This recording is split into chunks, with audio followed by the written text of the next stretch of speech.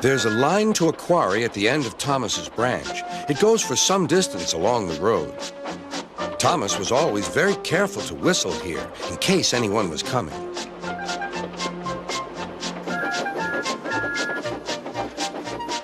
Early one morning, a large policeman was sitting close to the line. Thomas liked policemen. He had been a great friend of the officer who had just retired.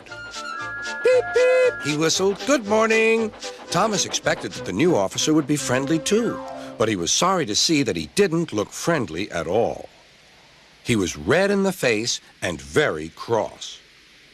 Disgraceful, he spluttered. I didn't sleep a wink last night. It was so quiet, and now engines come whistling suddenly behind me. I'm sorry, sir, said Thomas. I only said good morning. The policeman pointed to Thomas. Where's your cowcatcher? He asked.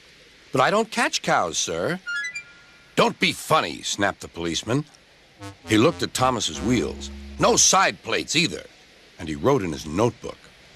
Engines going on public roads must have their wheels covered and a cowcatcher in front to protect people and animals from being dragged under the wheels if they stray onto the line. You haven't, so you are dangerous.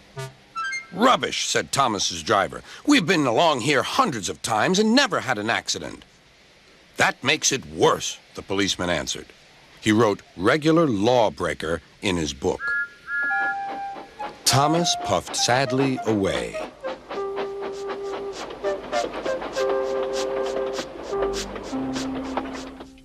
Sir Topham Hatt was having breakfast. He was eating toast and marmalade. The butler came in. Excuse me, sir. You're wanted on the telephone. Bother that telephone, said Sir Topham Hatt. I'm sorry, my dear, he said to his wife. Thomas is in trouble with the police, and I must go at once. At the station, Thomas's driver told Sir Topham Hatt what had happened. Dangerous to the public, indeed. We'll see about that. Sir Topham Hatt spoke to the policeman. But however much he argued with him, it was no good. The law is the law, he said, and we can't change it. Sir Topham Hatt felt exhausted. I'm sorry, driver, he said. It's no use arguing with policemen. We will have to make those cowcatcher things for Thomas, I suppose. Everyone will laugh, sir, said Thomas. They'll say I look like a tram. Sir Topham Hatt stared. Then he laughed.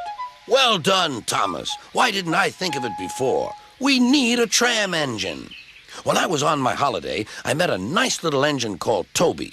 He takes freight cars from the farms, but the trucks are taking over most of his work and he needs a change. He has cowcatchers and side plates. I'll write to his superintendent at once.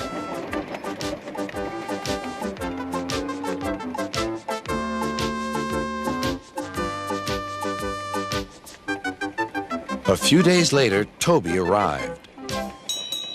That's a good engine, said Sir Topham Hatt.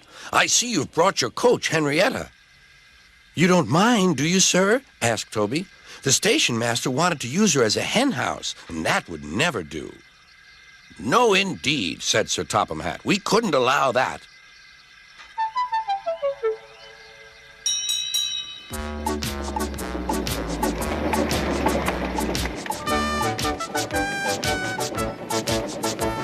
Toby made the silly cars behave even better than Thomas did.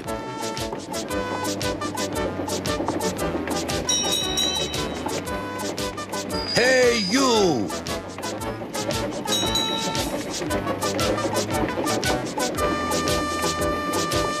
At first, Thomas was jealous, but he was so pleased when Toby rang his bell and frightened the policeman. They've been firm friends ever since.